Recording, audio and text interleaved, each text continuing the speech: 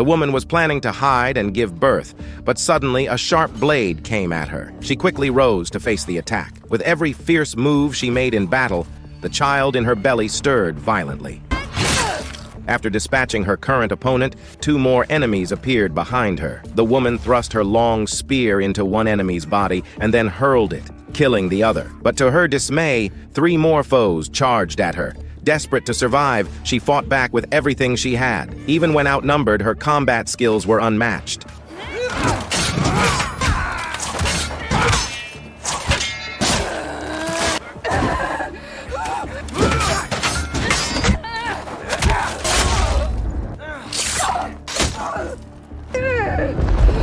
Summoning every last ounce of strength, she crawled behind a rock, tore her pants apart, and used the last bit of life in her body to give birth. She never imagined, even in death, that her child would be the reincarnation of the legendary dragon. 3,000 years ago, the dragon sacrificed his life to seal away the Dark One, an evil being. Now, the Dark One was on the verge of breaking free, and the only one capable of stopping him was the reincarnated dragon. Moiraine, a powerful Aes Sedai, and her warder, Lan, had been searching tirelessly for the Dragon Reborn. Aes Sedai are magic users dedicated to maintaining world order, and warders are bound by an unbreakable bond to protect them. Word had reached them that the Dragon Reborn now lived as an adult in the secluded village of Emond's Field. So, the 2 embarked on yet another journey to find him. The village seemed like a peaceful paradise. That day happened to be Egwene's coming-of-age celebration, and the entire village was celebrating with her. However, the ominous weather outside hinted at misfortune. Soon,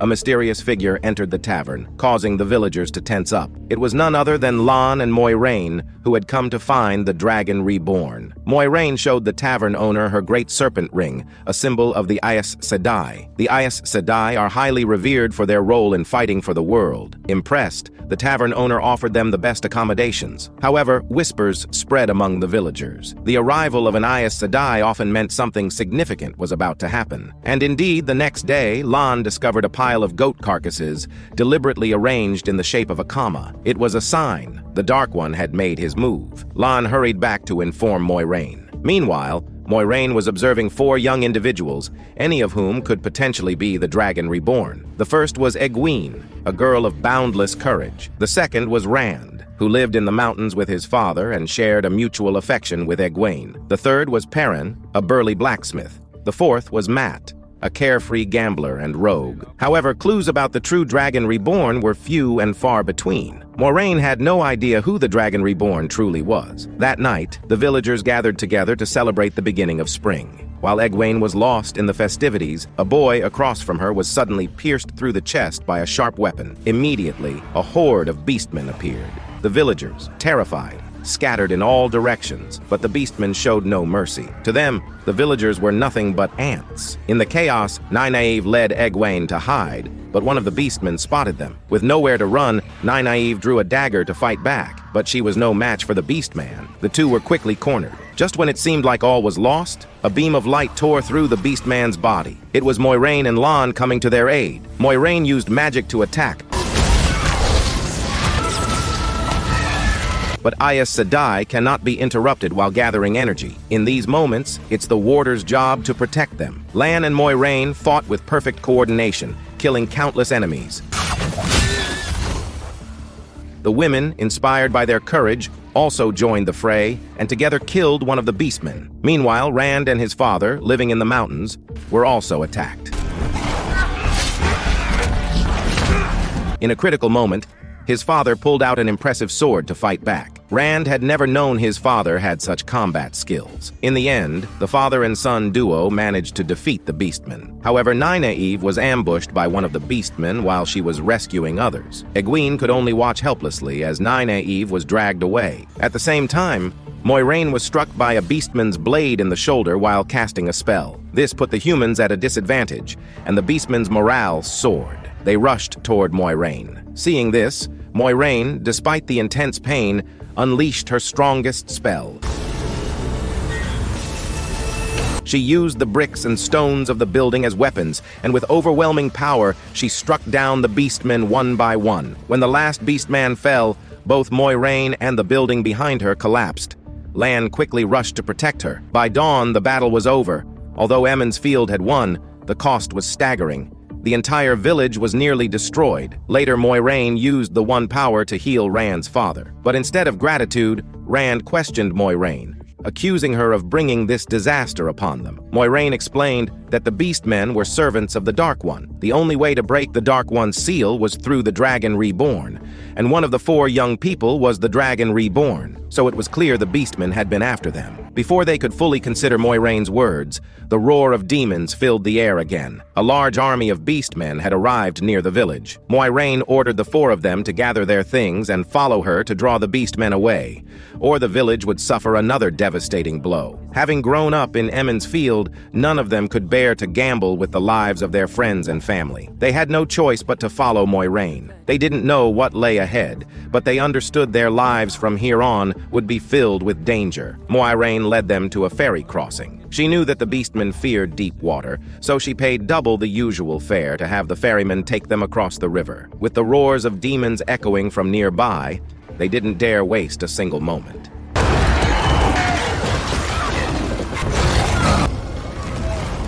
At that moment, a mounted creature, blind and monstrous, slowly appeared. It was the leader of the Beastmen, a high-ranking servant of the Dark One, known as the Hidden Demon. To prevent the Beastmen from pursuing them, Lan swiftly cut the ropes, securing the boat. Moiraine then used her magic, attempting to drag the ferry into the abyss and shatter it. But the ferryman, disregarding their attempts to stop him, jumped into the river, determined to return to his family. However, Moiraine's magic had already been cast and couldn't be retracted. The group could only watch helplessly as the ferryman was swept into the vortex, disappearing beneath the lake's surface. Moiraine felt great sorrow for what had happened, but they had no choice but to press on. The Beastmen would not give up so easily. When they finally reached the White Tower, the land of the Aes Sedai, the 4 candidates for the Dragon Reborn would be safe. During a rest, Moiraine used her magic to help the horses regain their strength. Unfortunately, the Aes Sedai were only able to heal others, not themselves. With her own injuries, Moiraine grew weaker by the day. That night,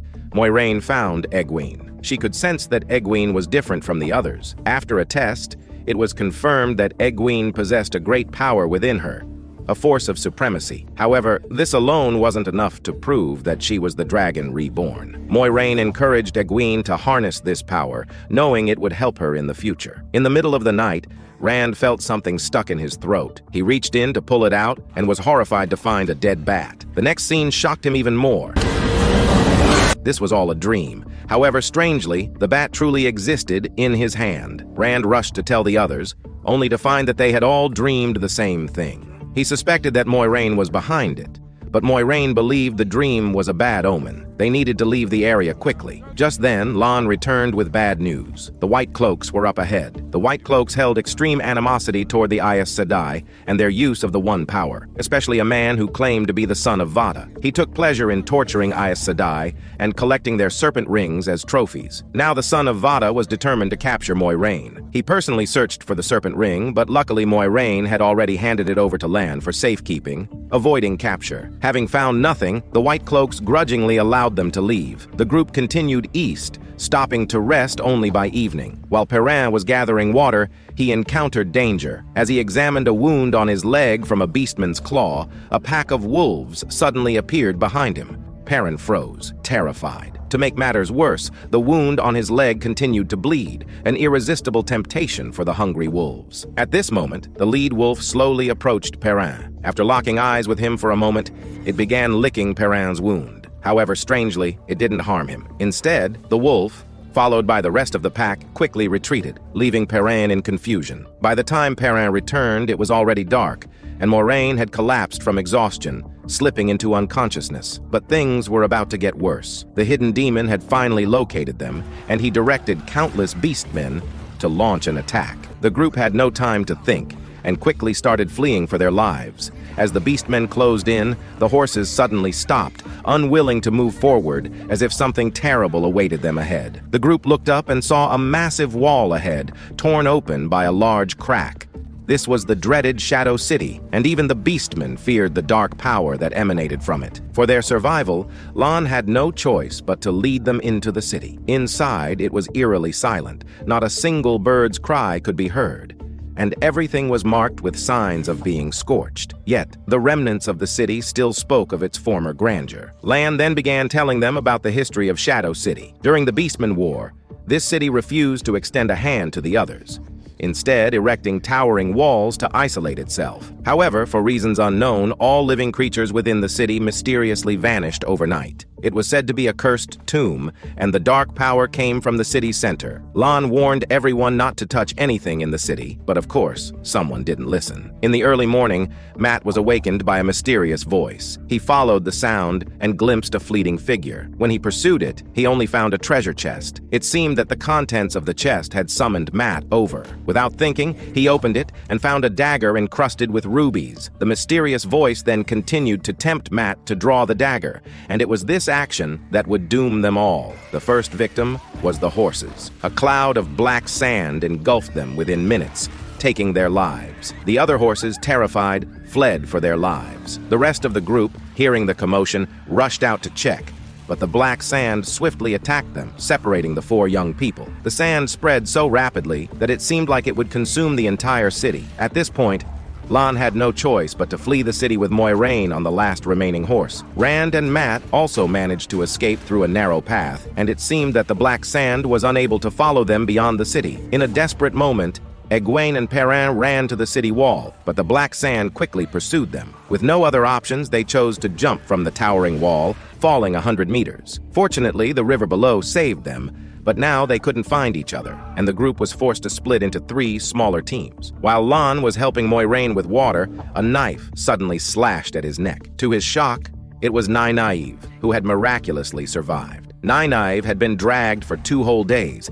believing she was about to be consumed by the Beastmen. However, to her surprise, the Beastmen didn't immediately eat her. Seizing the opportunity, she desperately escaped, running blindly into the Heavenly Pool cave. As she reached the entrance, she saw the Beastmen closing in on her. Her only choice was to quietly hide in the pool. The Beastmen arrived at the poolside and began searching thoroughly. Nynaeve shifted slightly to avoid detection, but even the slightest movement was noticed. However, when the Beastmen reached the edge of the pool, Nynaeve was nowhere to be seen.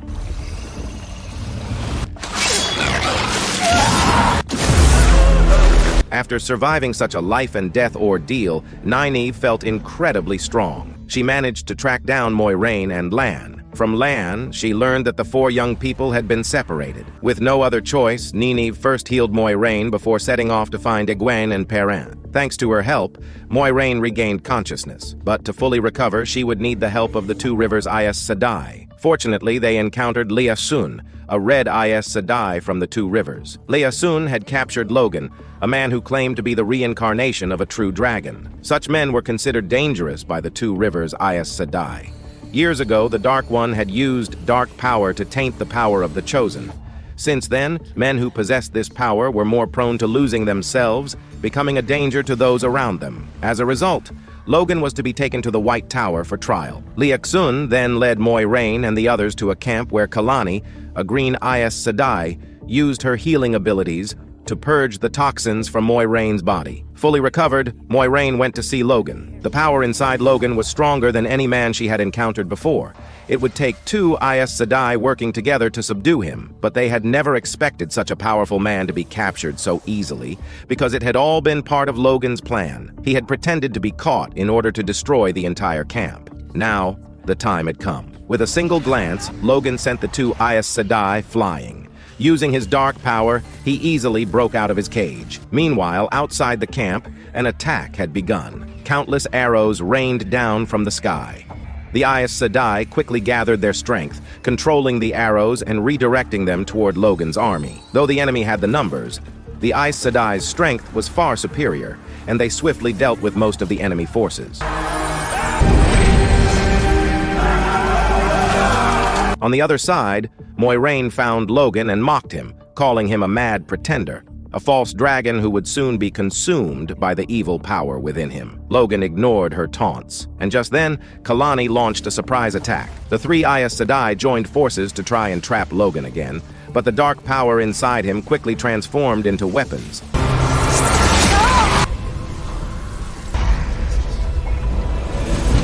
Soon, a group of protectors arrived and saw their contract leader on the ground.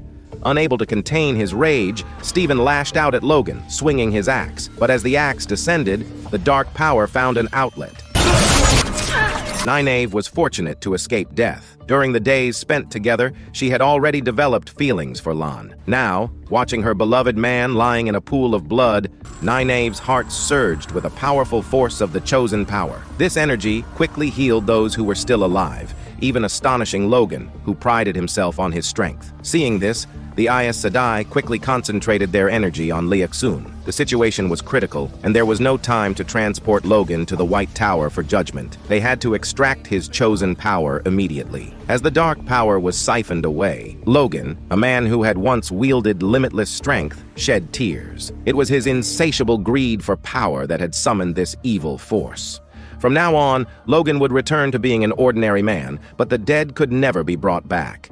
The surviving soldiers were given the highest honors in burial. As they continued their journey toward the White Tower, Lan couldn't shake his worry about the four young people. Rand and Mat, having been separated from the group, were heading toward the White Tower. They unintentionally stumbled upon a strange village. In this village, the guilty were hung in iron cages until their bodies were dried out in the sun. Mat, however, was more concerned about the gem at his waist. When no one was around, he quietly approached the body, but he didn't notice someone creeping up behind him. What are you doing, boy? It was the village elder, but he wasn't just any old man. Mat immediately tensed. The elder only wished to give the dead peace, and upon learning that Mat was after the gem, he urged him to hurry. Afterward, Mat was to help bury the corpse with him. Meanwhile, Rand was having a lively conversation with the innkeeper. As the mood became more intimate, the innkeeper attempted to plant a kiss on him. But Rand rejected her. Angered, she pulled out a sword. She had known for some time that Rand and Mat were the reincarnated dragons, and she intended to capture them for her own glory. She had already sold her soul to the Dark One. Rand knew he was no match for the innkeeper, so he pinned his hopes on the door. But the innkeeper smirked and told him not to waste his energy. As Rand managed to escape, he ran into Mat, who was unaware of the danger. They both fled together, but the innkeeper, familiar with the village, quickly cornered them. She informed them that she had already alerted the hidden demon and that they were trapped. Before she could finish her sentence, a small knife pierced her throat. It was the elder who had come to their rescue. He urged them to follow him to the White Tower. With no other choice, Rand and Mat reluctantly agreed. After a day of fleeing, they found shelter at a farmer's house, but Mat sensed something was wrong. He saw a dark, sand-like substance crawl into his mouth. Just then, the farmer's young daughter approached and handed him a piece of bread. A rare softness appeared on Mat's face as the girl reminded him of his two younger sisters. After hearing this, the girl gave Mat one of her toys as a companion. However, Mat soon made a decision that would haunt him for the rest of his life. When Rand and the elder found Mat, it was already too late. The entire farm family was lying in a pool of blood, and Mat's eyes were vacant, clearly under the control of some dark power. The elder told Rand to take Mat and leave while he stayed behind to face the hidden demon. Once outside, Mat regained his senses. Upon seeing the horrific scene before him, he could not believe it. He had killed the little girl's family, and this moment would forever haunt him. A month later, Rand and Mat finally reached the White Tower. Meanwhile, Egwene and Perrin, traveling with a merchant caravan, arrived near the White Tower. Unfortunately, they encountered the White Cloaks. The son of Vada immediately recognized them, ordering his men to take them back to his camp. He had Egwene cleaned up and tied to a chair, awaiting his judgment. He believed Egwene was an Aes Sedai and Perrin her warder. To force Egwene to reveal her powers, the son of Vada turned his attention to Perrin. He began to carve a series of shallow cuts into Perrin's back with a knife to provoke the use of the One Power. But Egwene, not being a true Aes Sedai, lacked the strength to harm him, instead earning his mockery. At this moment, Perrin, seizing the opportunity, unleashed his power. His eyes turned wild and feral. A wolf's howl echoed from outside the tent. The two escaped the tent, only to find themselves surrounded by wolves. moves. They were blocked by a fierce wolf, but it simply howled a few times before running off to help the pack. Perrin realized that he might have the ability to control wolves. They successfully made their way to the White Tower. The next day, news reached Moiraine from her informants. She rushed to where Egwene and Perrin were staying, only to find Perrin unconscious from his wounds. Moiraine arranged for him to be treated by the Aes Sedai. Egwene, concerned, asked if there was any word on Rand and Mat. Moiraine answered that she hadn't found them yet, but she was lying. 2 days earlier, she had seen Rand and Mat. By that time, Mat had already lost his mind and was on the verge of being consumed by the dark power, just like Logan. The source of all this evil was the dagger Mat had taken from the Shadow City, a dark artifact. Luckily, Moiraine had discovered it in time. She performed a ritual to pull the dark power out of Mat's mouth and transferred it back to the evil artifact. Once the ritual was complete, Lan quickly stored the artifact away. This incident finally earned Rand's full trust in Moiraine, but she warned him to keep an eye on Mat. The dark power had already tainted him for too long, and unexpected things could still happen. With everyone now safely at the White Tower, Moiraine prepared to move forward with the next phase of her plan. Moiraine planned to take the Four, along with Nynaeve, to the Eye of the World, which was the Dark One's prison. It was there that the True Dragon would face the Dark One. However, anyone standing between the True Dragon and the Dark One would die instantly, and those who were not the True Dragon would have to sacrifice themselves. Of course, Moiraine did not voice this grim reality aloud. Once everyone was ready, Moiraine began using the One Power to open the portal to the Eye of the World. This was the fastest route to their destination. Moiraine stepped through first, with the others following closely behind. However, Mat hesitated. He was unwilling to risk his life. Despite the frantic calls from his companions, Mat remained unmoved, standing firm until the portal fully closed. This was an unexpected turn of events for everyone. Nynaeve pleaded with Moiraine to reopen the portal, but Moiraine said that Mat had made his choice. The builder also confirmed that the portal could not be reopened, as using the One Power within the time and space gate would attract the attention of the Black Wind, putting everyone's lives at risk. With no other choice, the group proceeded on without Mat. They had to move cautiously through the darkness. One wrong step could send them into an endless abyss. After a few minutes, Perrin, whose beastly night vision helped him see, noticed something ahead, an inscription stone, but the message on it had been deliberately destroyed. Both Moiraine and Lan immediately realized that they were being tracked. The builder needed some time to decipher the inscription, so Moiraine instructed the group to rest. However, while everyone was sleeping soundly, Egwene suddenly heard strange noises. To her horror, it turned out to be beastmen. Egwene regretted using the One Power to defend herself. At the same time, the Black Wind began to stir, responding to the sound. The group rushed toward the nearest gate, unaware that someone or something was following them. When they arrived at the gate, the Black Wind was right behind them.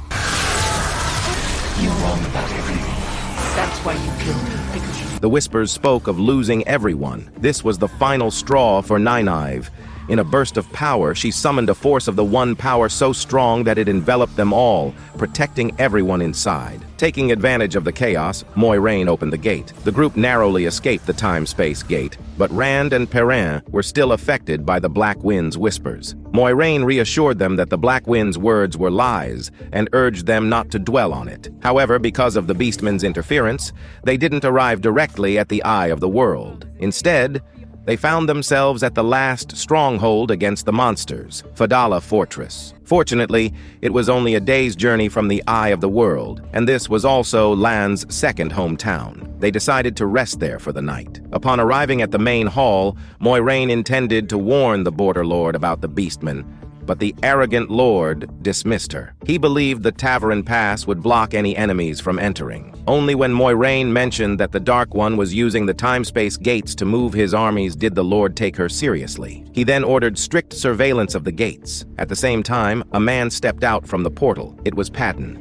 the merchant who frequently visited Two Rivers. However, his true identity was that of a Dark Friend, a human servant of the Dark One. This explained why, even though only Mat frequented the village, Padden insisted on making his annual trips to Two Rivers. Over the years, he had been secretly monitoring the 4 candidates for the reincarnation of the dragon, and now he had followed them to the border, bringing with him a life-threatening crisis. However, Moiraine had no idea who the true dragon was, until the morning when a man approached her. It's me. It turned out that Rand had known for some time that he was the reincarnated dragon. Back when he was escaping from the tavern, it was his use of the one power that opened the iron door. In the time-space gate, he had also fought off the Beastmen. Even so, Rand sought out the Seer, hoping to hear a denial of his fate. Unfortunately, he was disappointed. The Seer revealed that when he was a child, he had met a man carrying a heron-marked sword, who was none other than Rand's adoptive father. This man, on the battlefield, had discovered an enemy woman about to give birth, this woman being the one from the beginning of the story. Instead of killing her, the kind man helped her deliver the baby. However, after the child was born, the woman died. The compassionate man decided to raise the child, and thus, Rand miraculously came into the world. In order to protect his companions from harm, Rand quietly set off with Moiraine to find the Dark One. The two had to pass through the monster mirrors to reach the Dark One's prison, the Eye of the World. The monster mirrors seemed harmless, but in reality, they consumed everything they touched. One misstep could turn anyone into their sustenance. An hour later, Moiraine suggested they rest to conserve their strength for the impending confrontation with the Dark One. However, during the break, the monster mirrors took the opportunity to consume Rand. He was jolted awake in terror, but before he could recover, Moiraine was attacked.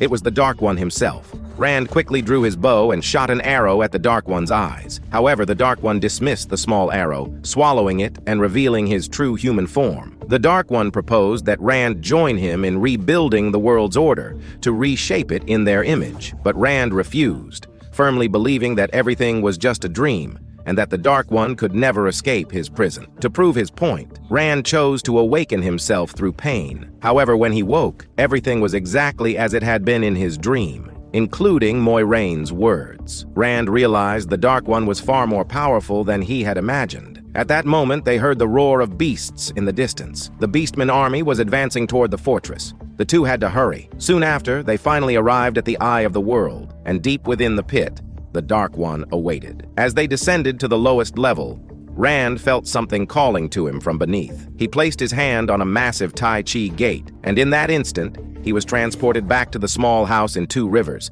Here, Rand had a perfect family. Although he knew it was all an illusion, he didn't want to break the dream. The Egwene in this world seemed so real. She knew all the details of their relationship and gave Rand real emotions, causing him to fall deeper into the illusion. But the next moment, Egwene froze, and even their child was frozen in time. It turned out that the Dark One was behind it all, using the illusion of happiness to tempt Rand. If Rand desired it, everything could become reality. In the real world, the Dark One had also reached Moiraine's side. She tried to use the one power to confront him, but with a mere flick of his finger, he erased all of her spiritual roots, turning her into an ordinary person. Yet, Moiraine wasn't unprepared. If Rand chose the darkness, she would be the one to end his life. Meanwhile, the people inside the fortress finally realized the danger was imminent.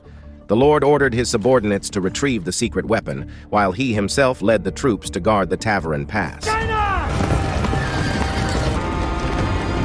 The task of guarding the city was entrusted to the sister. Nynaeve and Egwene joined her team, ready to fight alongside her. If the Lord failed, they would do everything in their power to prevent the Beastmen from entering the city. At this time, the Beastman army had reached the pass. At the command of the hidden demon, all the Beastmen charged toward the city walls of the pass. The Lord's forces were already prepared for battle. The war raged on through the night. Although humans held the advantageous position, the sheer number of Beastmen was overwhelming.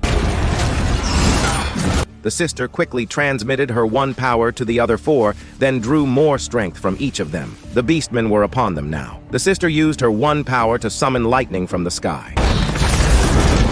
Although it was highly effective, the amount of energy required was enormous. One woman, overwhelmed by the gathered energy, began to burn up. If this continued, all of them would be consumed by the flames. But the sister could not stop. Soon, another person fell. Nynaeve and Egwene could no longer hold on, but the energy kept pouring in. Nynaeve, unable to watch Egwene die, absorbed all of Egwene's energy into herself. This accelerated her own burning. Just as the sister stopped, it was too late. In the end, only Egwene remained alive. While the Beastmen at the pass were finally defeated, a new crisis loomed at the other side of the town. Padden, a servant of the Dark One, had infiltrated the city with the hidden demon. They sought the secret weapon of the Lord, the Valir Horn. Once blown in the final battle, it would summon the greatest hero to fight alongside them.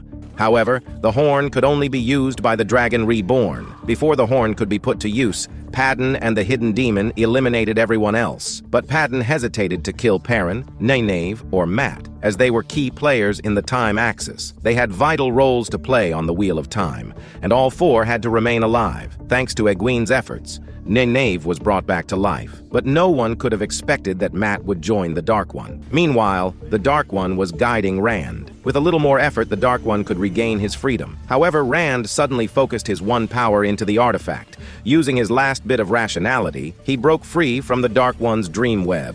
With the energy-charged artifact, Rand successfully destroyed the Dark One. Yet the Dark One gave Rand a cryptic smile. Rand thought he had succeeded, but he couldn't bring himself to feel joy. He could feel the overwhelming power within him, and he feared that one day the dark force would consume him and harm those he loved. Therefore, Rand asked Moiraine to tell the others that he had died. Then he left on his own, disappearing from the world. As Moiraine watched the indestructible Heartstone shatter, she felt that things were far from over. What does it mean? That this wasn't the last battle.